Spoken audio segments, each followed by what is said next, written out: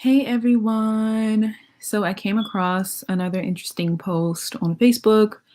I had a really wonderful friend. I never met her in real life, but she's a wonderful writer, and I used to enjoy reading all of her posts. She stopped for a while, but she started back up, and man, oh man, she's hitting on something that a lot of us are noticing as women dating. And I wanted to share it with you. So she was on Reddit, uh, and she found a post um, of a young woman asking for advice. This young woman um, is a high earner. She is young, and apparently she's South Asian. And I'll show you. So apparently she has a boyfriend that makes much less than her. She makes 250,000 in the Bay Area. She's only 26 and she lives at home with her parents. Her boyfriend is pressuring her to leave her parents' house and to live with him. Okay. But the thing is, he came to her and said, "Listen, we are together. You're too old to be living in your parents' house. Why don't you come live with me?" And he wants to split the rent based off of salaries. So this young man wants her to pay 70% of all the bills while she has this cushy life, living with her parents, making plenty of money, having a great lifestyle. Everything is handled, everything is taken care of, right?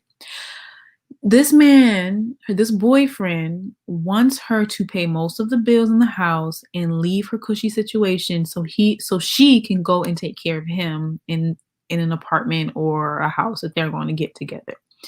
Now, ladies, it is unwise to lower your standard of living and take and downgrade for a man. You never downgrade for a man. Okay. Now let me read to you what the analysis is, what the writer wrote about this Reddit post. Okay. So she says here, "I'm still on grief status, but I saw something so outrageous I had to share it. Below is a Reddit post from AITA. I think that stands for Am I the Asshole? This young lady's boyfriend of 2 years wants her to move out of her parents' house to move in with him and asks that she pay 70% of the living expenses. She said no, and he called her selfish. Bruh, this is a part of an alarming trend. I've seen lots of posts about women being the breadwinners and their husbands or boyfriends wanting them to provide all the money and do all of the domestic labor too. First off, a man needs to propose within a year or a year and a half or 2 years tops. Second, I don't believe in cohabitation before marriage at all. It only encourages men to act the fool. If he wants to see you daily, let him marry you. Meanwhile, he needs to pay his bills and do his own chores. And when you do get married, he needs to do at least 50% of the housework or pay for someone to do 100% of it in addition to providing for you and the household. And third, I am tired of these women who make 250K, like this girl complaining about their broke buster boyfriend. You work in an office full of men who make what you do or more. Get one. No woman should be dating below her pay grade, especially with the wage gap." And I think this is a wonderful point.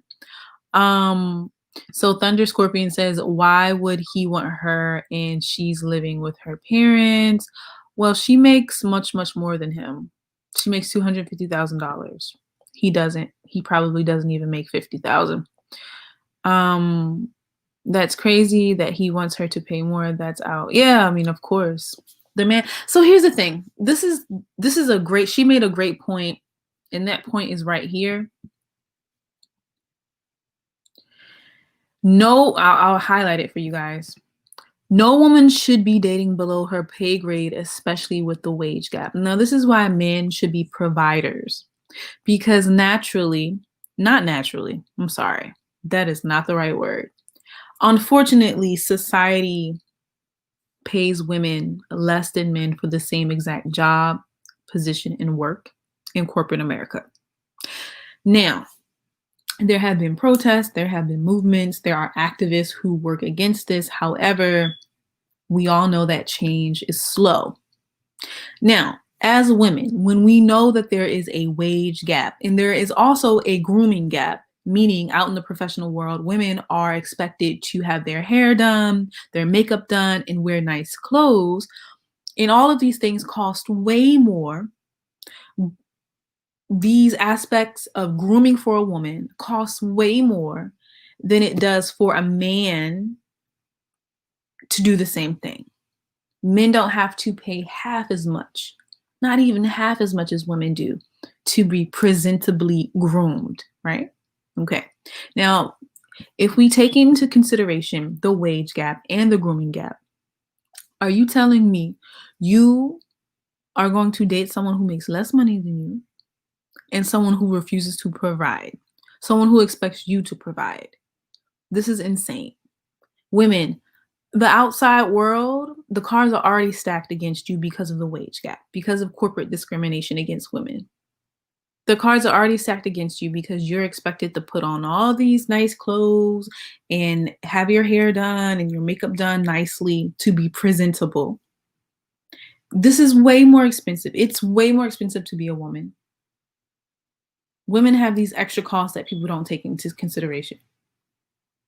And when you have that, you're going to date someone and be with someone who refuses to provide the basic things for you, like living expenses, like the rent, like food. We're not talking about luxuries. We're talking about basic things. Men are supposed to be providers. Okay, now I'll continue to read what the writer is saying. So she says, I read somewhere that Black women set all trends in society, from fashion to cultural norms. For example, way more white women are having babies out of wedlock or being single moms than they used to. And now there's a groundswell of white women who are the breadwinners and doing all the domestic labor too.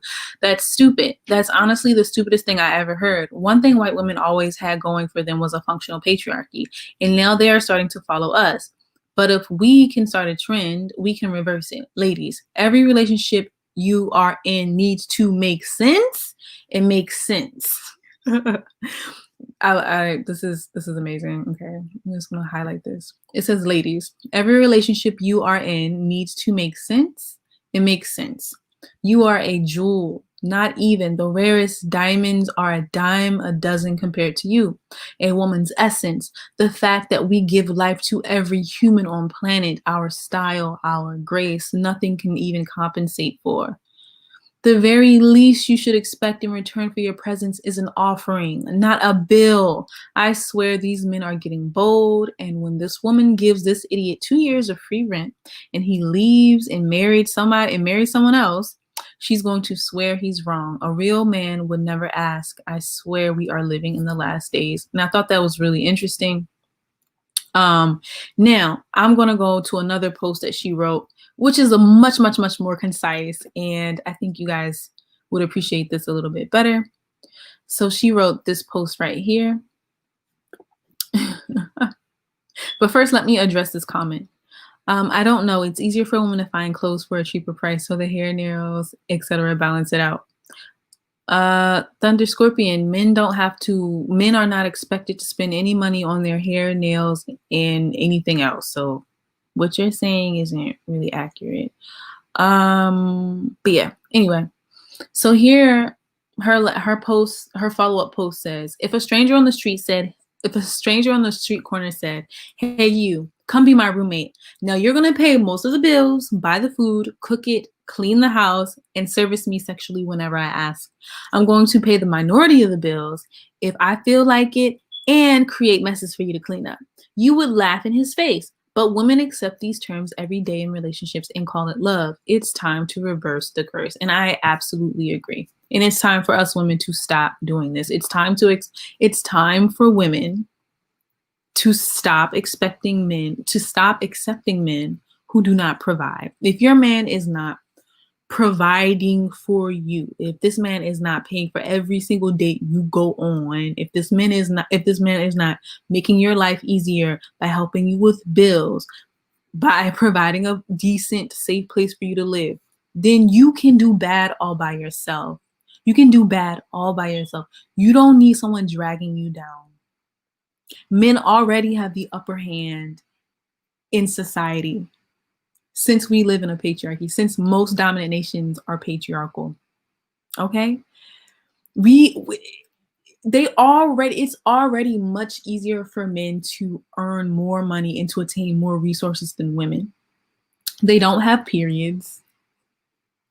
They are not discriminated against due to their sex and their gender as men, as straight men, out in the corporate world, out in society, out in the working world. So if it's easier for them to earn more money than women on average, and there's the pay gap, and women are paid anywhere from 60 to 40 cents what a man makes on every dollar,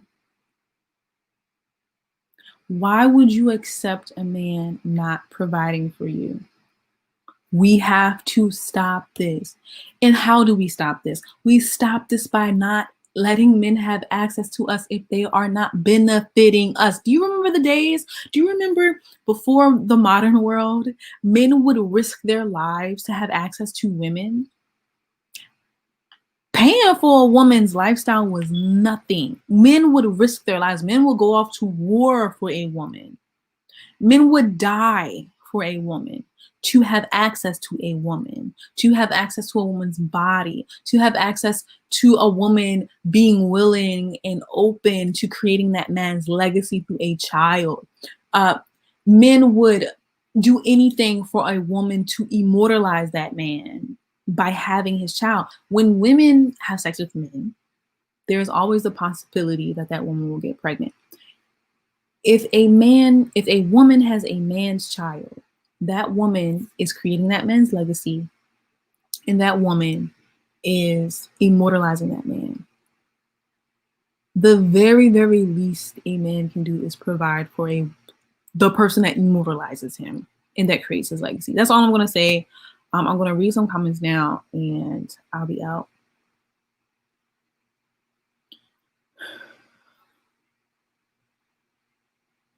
But anyway, I will see you lovely people later. Thanks, Thunder Scorpion, I guess, for your comments. But I'll see you lovely people later. Bye.